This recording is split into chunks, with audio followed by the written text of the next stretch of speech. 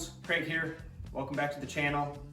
Another awesome Midwest Firewood Frenzy in the books. I had a great time, met a lot of new people, talked to a lot of people, saw some cool things. If anybody from Wolfe Ridge is watching, keep up the great work, and I hope we can continue having these events in the future. They're truly an awesome time. I didn't get a whole lot of footage while I was there. I did get some. You'll see the Versa Split 22-24, the new skid steer attachment splitter that they have. You'll also see me run the 35HO, which I've never ran before. That thing was a beast. Would love to have one of those someday. And to me, one of the coolest things that was there that I got to run was the brand new Wolfe Ridge XS splitter.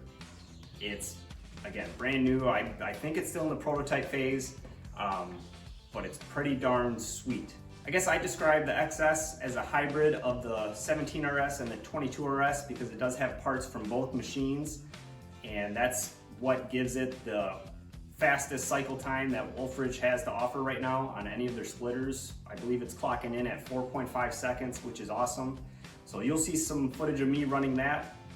The machine that I demoed there doesn't have auto cycle, which, you know, that's what I'm used to here. So I probably wasn't doing the machine justice in terms of how fast it can go, but be sure to check that out and the rest of the footage. I hope you all enjoy it. Have a good one. All right, so here's the new XS splitter, up close look. It's got a 13 horsepower Honda GX390 engine. It's got a 22 gallon per minute pump, which is the same as the 22RS.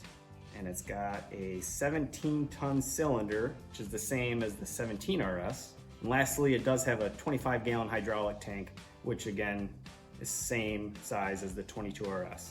It's a pretty cool looking machine, and it's in my favorite color, red.